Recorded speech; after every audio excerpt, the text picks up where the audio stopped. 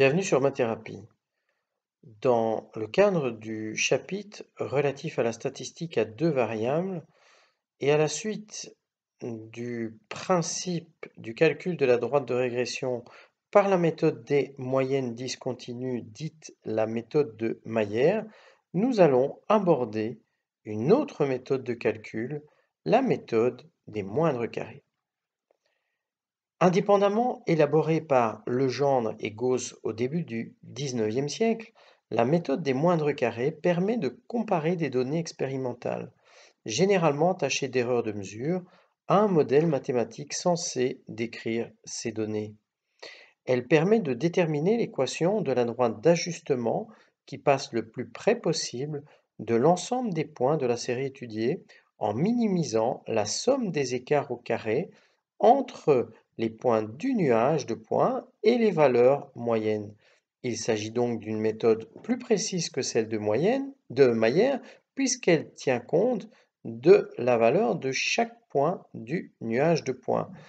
Comme nous l'avions utilisé en statistique à une variable, lors du calcul de la variance, nous allons minimiser la somme des écarts au carré pour éviter d'obtenir une somme nulle. Reprenons la représentation graphique en nuage de points pour la série compactée. Là, je vous renvoie vers les autres vidéos. En abscisse, nous représentons la taille des élèves et le poids des élèves en ordonnée d'une école de 1517 élèves. Alors, nous recherchons l'équation de la meilleure droite de régression qui passe à travers le nuage de points et qui la représentera. Nous avons deux possibilités de travailler soit avec une droite de régression selon la taille, selon x, ou soit selon le poids, selon y. Débutons par la méthode, l'explication de la méthode selon x. Alors pour chaque point du nuage de points, donc par exemple prenons un premier point, la taille de l'élève correspond à l'abscisse x1. Si je calcule l'écart de taille qui existe entre x1 et la droite de régression, j'obtiens, comme représenté ici par la petite droite en pointillé, un écart noté E1. Je reprends un deuxième point d'un élève dont la taille est x2, l'écart par rapport à la droite de régression est E2. Notez que l'écart E1 représenté en rouge est un écart qui sera négatif puisque le x1 est inférieur au x moyen sur la droite de régression, alors que l'écart E2, noté en bleu sur le graphique, lui sera positif puisque la taille réelle de l'élève x2 est supérieure à celle que l'élève obtiendrait s'il se positionnait sur la droite de régression. En procédant de la même manière avec un troisième point, nous obtenons un E3, un quatrième point, un E4 et un cinquième point, un E5. En additionnant tous ces écarts, les écarts en rouge, donc E1, E4, E5, compenseraient l'écart E2 et E3 du nuage de points, comme c'était le cas lors du calcul de la différence des moyennes en statistique à deux variables. Pour éviter une addition de nombres dont les parties négatives compenseraient les parties positives, nous pouvons travailler en valeur absolue, mais dans la méthode des moindres carrés, comme pour la variance, nous allons élever chacun de ces écarts au carré. Donc ces écarts représentés ici, je peux les représenter par un petit carré. Je veux obtenir 5 petits carrés. Le principe de la méthode consiste à minimiser la somme des aires de ces 5 carrés.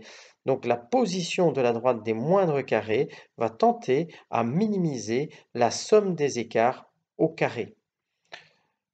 Donc, comme dans la méthode précédente, nous trouverons deux droites de régression par les moindres carrés. L'objectif de ce cours n'est pas de démontrer cette méthode, vous retrouverez ça sur d'autres vidéos sur Internet et Mathérapie en fera une très prochainement. Alors, selon x, la pente de la droite de régression est donnée par la covariance xy sur la variance selon x, la variance étant au carré.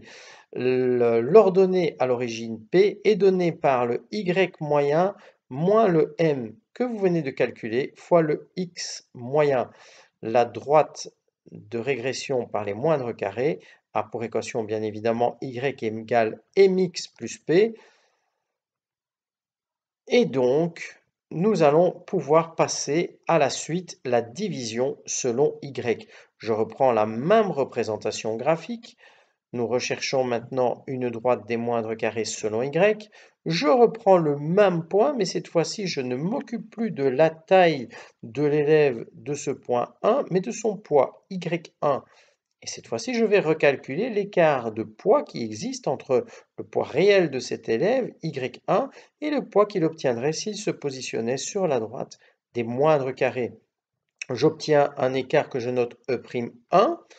Même chose pour le point 2, un écart que je note E'2.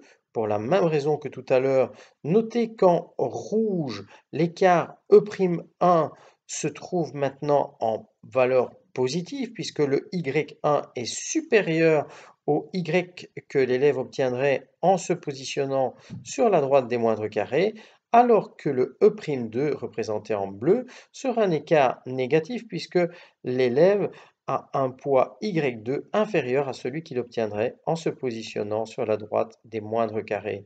De la même manière, je procède avec un point 3 et j'obtiens un écart E'3, un point 4, j'obtiens un écart E'4 et un point 5, j'obtiens un écart E'5.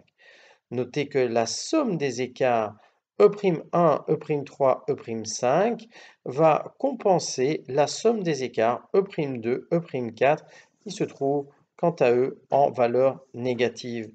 De la même manière que la division selon x, pour éviter ce souci, je vais élever chacun de ces écarts au carré et les représenter sur le graphique par un petit carré. La méthode des moindres carrés consistera à additionner la somme des aires de ces petits carrés et la minimiser. C'est donc la droite qui passe à travers le nuage de points et qui minimise la somme de ces écarts au carré qui sera la meilleure droite de régression selon y. Comme dans la méthode précédente, il est à noter que je ne vous démontre pas la méthode des moindres carrés. Alors, la pente de la droite n'est plus donnée par la covariance xy sur la variance selon x, mais notée par la variance selon y sur la covariance xy. Notez que l'ordonnée à l'origine reste identique puisque nous possédons les coordonnées du point moyen, x moyen, y moyen. Pour retrouver l'ordonnée à l'origine, connaissant la pente de la droite, il suffit d'utiliser le y moyen moins le m fois le x moyen. Donc, la droite de régression des moindres carrés selon y sera donnée par la variance selon y, la covariance selon y, la variance selon y sur la covariance fois le x plus le p. La meilleure droite des moindres carrés va être celle qui minimisera la dispersion des points autour de la droite de régression. C'est donc celle qui réduit la somme des écarts au carré de chaque point par rapport à la droite. On va donc par conséquent choisir la droite qui a la dispersion la plus faible. Comme en statistique à une variable, l'outil de dispersion qui nous permettait de déterminer cet écart était l'écart type, eh bien, il suffira d'observer si le plus petit écart type est donné selon y ou selon x. Comme dans notre cas, le plus petit écart type est celui donné selon y, eh bien, la meilleure droite de régression par les moindres carrés sera donnée selon y. Et donc, pour rappel, avec le tableau compacté, nous avions obtenu une covariance de 33,21, un écart type selon x de 9,84, selon y de 7,26, une moyenne de taille d'1,68 m et une moyenne de poids de 66,83 kg. La covariance de xy sur la variance de x est de 0,34 et la variance de y sur la covariance est de 1,59. Dans ce qui nous intéresse, la meilleure droite n'est pas donnée selon x, mais bien selon y, puisque l'écart type selon y de 7,26 est strictement plus petit que celui selon x de 9,84. Et donc par conséquent, la meilleure droite de régression des moindres carrés est donnée par la droite d'équation y est égal à 1,59x moins 200,22.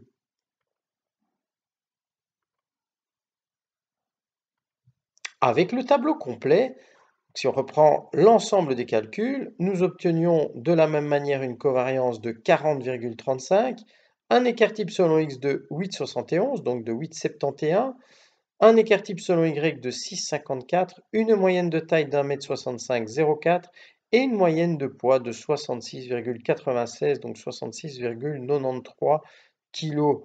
Les covariances, donc les pentes des droites selon x et y, étaient données de la même manière.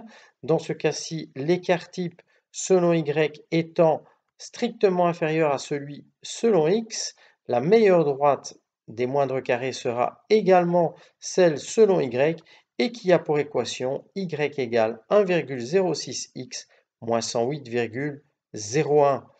Voilà, j'espère que j'étais clair. On se retrouve dans une prochaine vidéo concernant les discussions et les conclusions de cette étude statistique à deux variables. Alors, à très bientôt sur Mathérapie. Au revoir.